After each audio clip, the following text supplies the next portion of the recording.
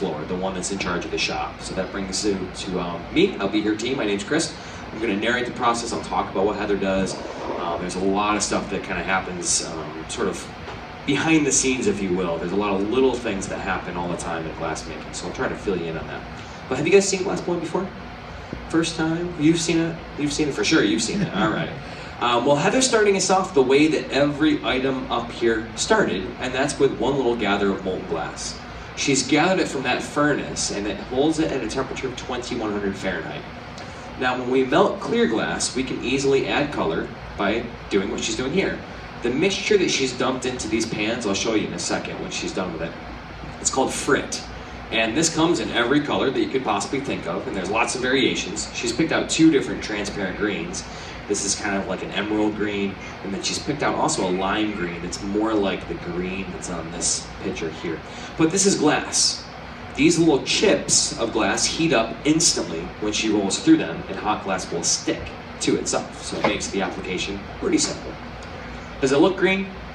Why does it look orange? Because it's hot. Exactly, yeah. Every color, all these items look that same orange while they're really, really hot. And the true color will be distorted throughout the entire process, so you won't actually see the real green today. But she's layering these 2 together. She's putting the emerald green, or the darker one, on the tip of this little gob, and then she's got a lot of the lime green around the sides, and this produces a color fade. I don't see anything that has it up here. Oh no, that piece up there, do you see that? The bottle with the handles on it? So that has the same kind of color fade that she's just done. She's applied color on one side and then the other color on the top of that. But this oven that she's working out of, this is the primary reheating furnace, and that's what she'll utilize throughout the whole process to keep what she has at a high temperature. The hotter the glass is, the easier it is to form, the easier it is to shape. So she'll melt this down. You'll see her take a seat at the bench, and then she's going to shape this up in preparation for a bubble. We're going to start the blowing process momentarily. We want an even air bubble to form, though. This is very important. We want to start off on the right foot here, so she's making sure that glass is running nice and straight. Looks good. Blows in the mouthpiece. She traps air pressure, and if you look right here, it takes just about a second for this to happen. But air pressure is inside the pipe, has nowhere to go, and it pushes into the glass, forming a bubble. Now, I know that's not very dramatic. It's glass blowing, and it just puffs up a tiny, tiny bit. We don't want to blow it up too much just yet, because she's actually going to gather more glass right around this bubble. This is our starting point. Here she has enough material to make something this scale, this tiny, cute little goblet. She could make something like this. She could blow it up into a nice round ornament. She could make a candlestick out of that. But to make anything larger, like the piece she has in mind, she needs more material. So before we go too far, she's actually going to allow this to drop in temperature. That glass will harden at about 1,000 degrees. And once it's stable, she can dip it in the furnace and gather more material. If that's too hot and she plunges into the pot of molten glass, then that bubble could either collapse, which would be pretty much bad news, or that color could leach off into the pot of clear and contaminate it. So we don't want either of those to happen. That's why we just simply wait, we're patient, we let the temperature get right. In fact, she used compressed air to speed up that process. So this pot, this crucible, holds about 350 pounds of glass when it's full. Right now there's probably, what do you think, 200 pounds in there maybe a little less. But 189. That's Heather's guess. I think you're pretty close. Now there's 187. All right, so she's gonna shape this fresh gather up with a wooden scoop. This is a very common tool for glass studios.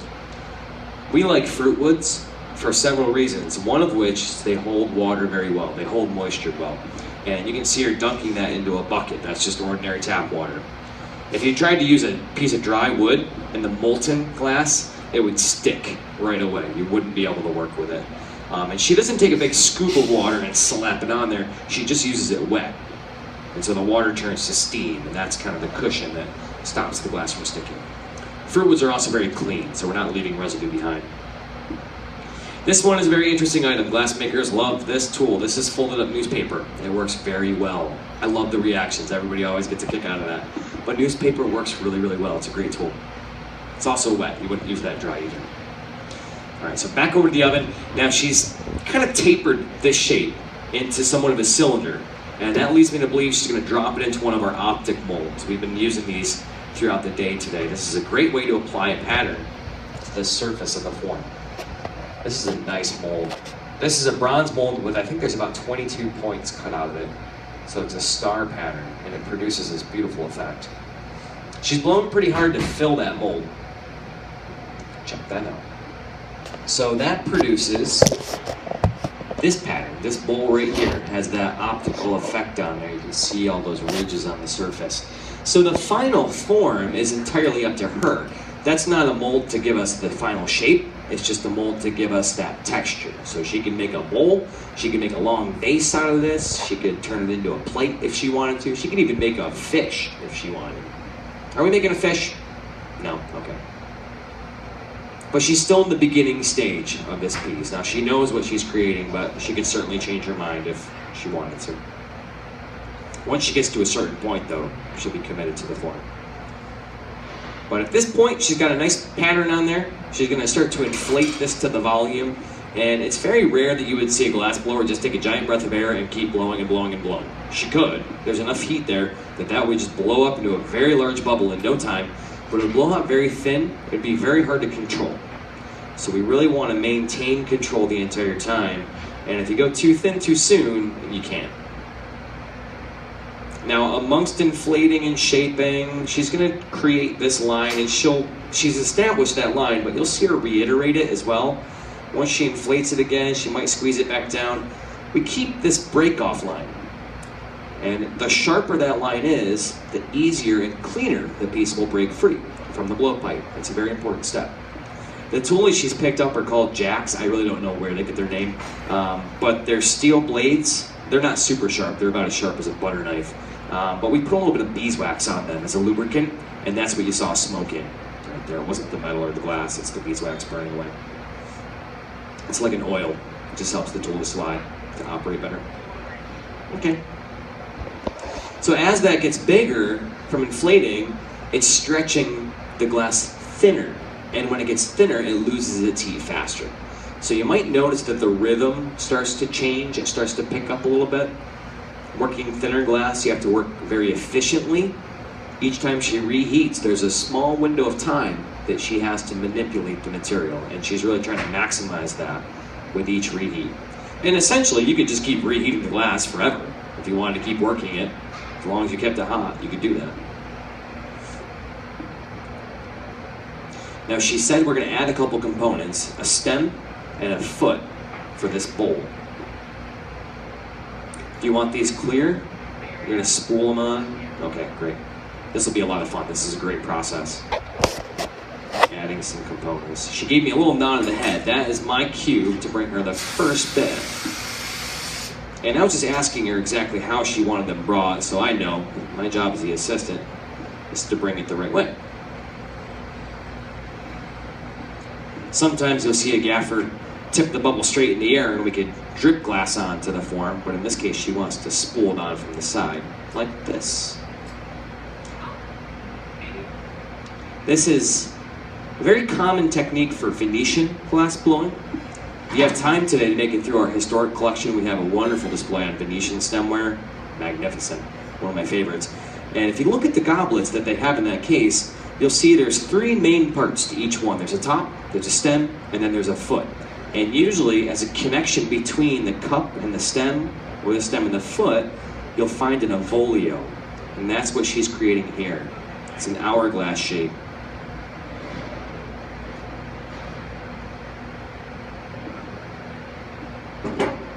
And that tool, the jacks, are very versatile. They're my favorite tool.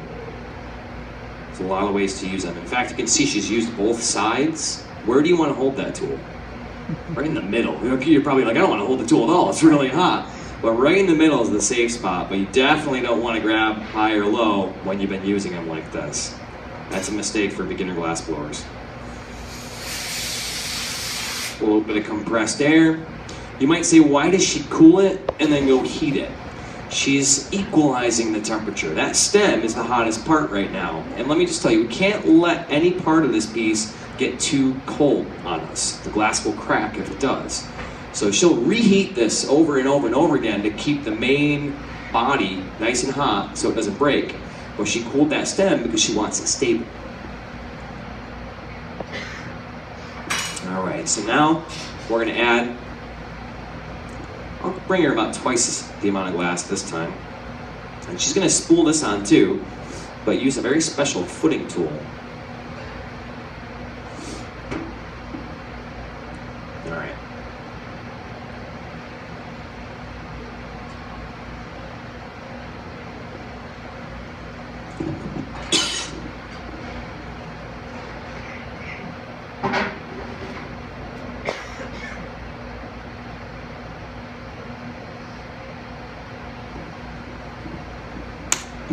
My apologies, a little bit of a catch in my throat. So this tool, very, very difficult to use. These are two pieces of fruit wood, hinged together, also wet, and that's exactly how you want it to operate, but it takes a lot of practice to get good at using that tool. She made that look incredibly easy. So fine-tuning the shape, she says she likes it.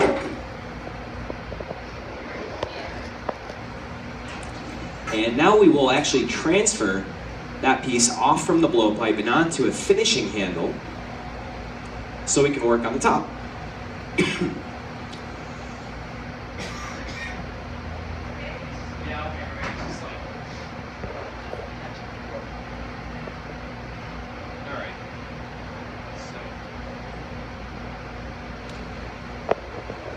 To work this piece on the other side, we have to attach this punty to the foot. And we use just a little bit of hot glass as a glue.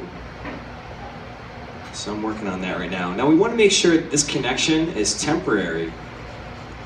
If we attach the punty too hot, then it won't come free in the end. So I'm shaping this and I'm cooling the glass just a little bit. It looks pretty good. And she'll place this on the center of the foot. She's done a good job of keeping everything on center, so we want to stay that way. And she already scored that constriction. She used a diamond file to scratch it. That'll help the glass to break free. And a vibration at this point is really all it takes to do the rest. She set that constriction up nicely, just like so. Nice job, Evan.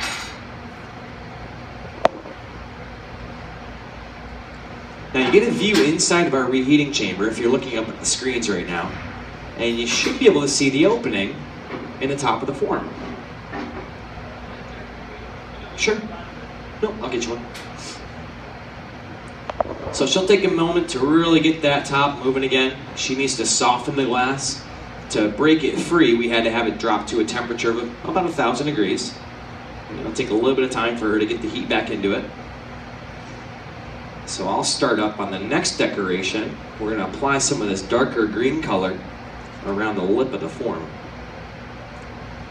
We call this a lip wrap. It's a lot of fun to do. It doesn't take usually more than just an extra minute or so in the process, but it's a really nice highlight. It's a great accent to the piece.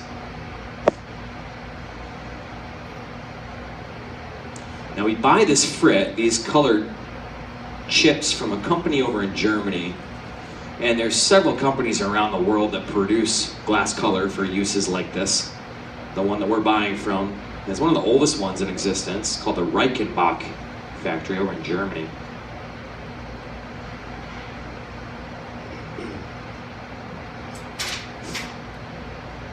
So trimming off just a little uneven section on the form.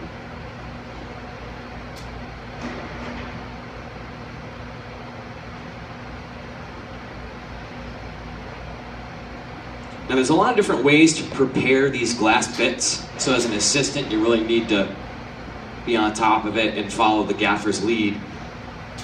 Bringing over those hot bits, spooling them on, was a much different setup. For this wrap, I've kind of tapered the glass. I've used our metal table to shape this up to a point. And if you can think of taking a pencil, sharpening it to draw a nice, clean, precise line, I've tapered this to a point so Heather can stretch this in a very thin band of color if she chooses to. Just like that. And she'll use the heat from the material to literally cast itself free. You can see how thin it gets right there. Now that can actually grab a hold of it. Now I'm going to use a tool to grab the bulkier section of this, and I just want to show you that you can really stretch this stuff pretty far. If I had longer arms, I could just keep going. But glass will stretch really, really thin when it gets hot like that.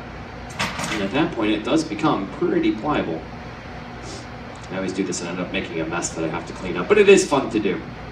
Glass is very, very bendable, as long as it's thin enough.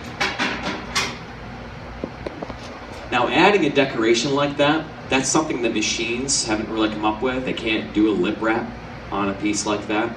So people will ask us all the time, what's the way that you can determine if something was handmade or if it was machine made? There are some things you can look for, and that's one of them, that lip wrap. You guys have any questions? Yeah.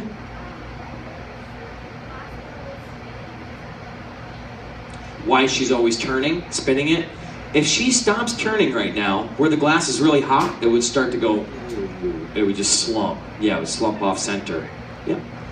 So we always have to turn. But that's a great question. The hotter the glass is, the more gravity has an impact on it. I can actually show you what she gets to take another reheat here. If you think of this material as being a lot like table honey, when it first comes out of the oven, that's exactly the viscosity. So if we stop turning, it will literally just drip right to the floor and keep running. Heather, I made you a present. Spaghetti. But using that turning motion can be very advantageous for glass makers. We really like to utilize things like gravity and centrifugal force, spinning. And you're going to see her use that in excess right now. She's actually opened up a couple doors on the furnace to give her more room. Don't look away, because I think she's about to really change this quite a bit. We'll see.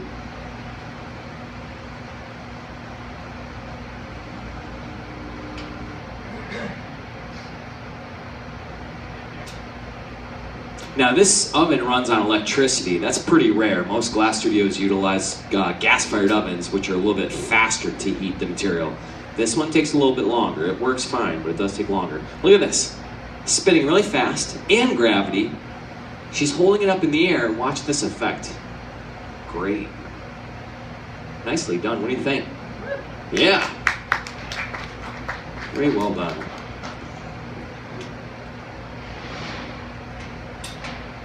So 8 years of full-time experience is what you just witnessed. It takes a long time to learn how to blow glass.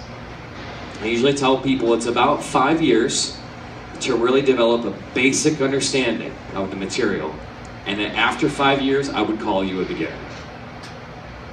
Much like a musician. It takes several years just to get your muscle memory down, and then it's just nothing but practice, practice, practice after that.